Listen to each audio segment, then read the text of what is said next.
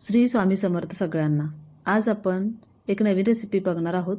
तर ही रेसिपी मला तर सुरुवातीला म्हणजे मी स्वतः बनवली नव्हती, आजी आई वगैरे बनवायच्या, पण आज मी स्वतः बनवणार आहे तर म्हटलं थोडक्यात तुम्हाला रेसिपी शेअर करावी।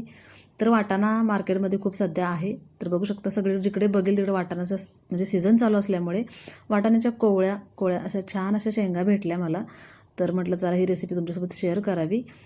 तर वाटाण्याचे शेंगाण्याचे सोलून घ्यायचे, त्यानंतर जी साल आहे ती फेकण्याआधी हा व्हिडिओ पहा, अजिबात फेकून देऊ नका। किंवा ही जी भाजी बनवाल तेव्हा तुम्ही नक्कीच वाटाण्याच्या साली फेकून देणार नाही।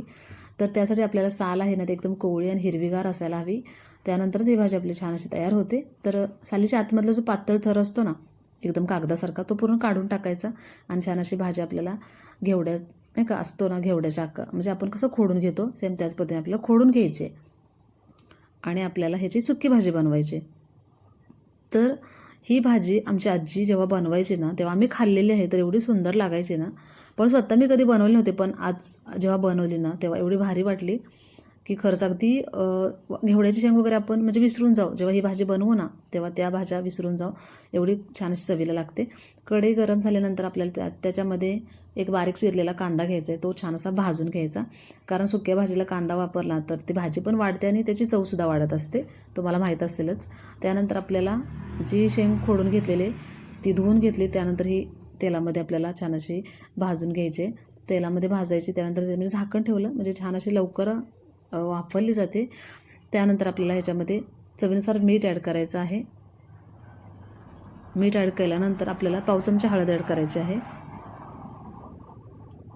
तर बघू शकता तुम्ही मीठ ॲड केलं, त्यानंतर पाव चमचा हळद ॲड केली, त्यानंतर सर्वात शेवटी आपला सातारा स्पेशल जो काही घाटी मसाला आहे तो 1 चमचा ॲड करणार आहे। आणि ह्याची मी आता बघू शकता छान अशी सुकी भाजी करून दाखवणार आहे तुम्हाला। तर ही भाजी एवढी छान लागते ना चवीला, अगदी एक भाकरी खात असेल तर आपल्याला म्हणतात ना 2 भाकरी खाण्याची इच्छा होईल, एवढी छान अशी चवीला लागते। तर याच्यामध्ये पाणी किती ॲड करायचं, तर हे जेवढी भाजी असेल ना त्याच्या म्हणजे एकदम कमी पाणी लागतं, जास्त वेळ लागणार नाही, कारण कोवळी आहे बरोबर, त्यामुळे फक्त ना एक अर्धा ग्लास पाणी लागलेलं आहे मला। तुमची भाजी जास्त असेल तर तुम्हाला थोडं जास्त लागेल। तर आपल्याला पाण्याला उकळी आल्यानंतर त्याच्यामध्ये भरपूर सारं शेंगदाण्याचं कूट ॲड करायचं, ते पण मोठं मोठं असावं म्हणजे खूप छान असं चवीला लागतं।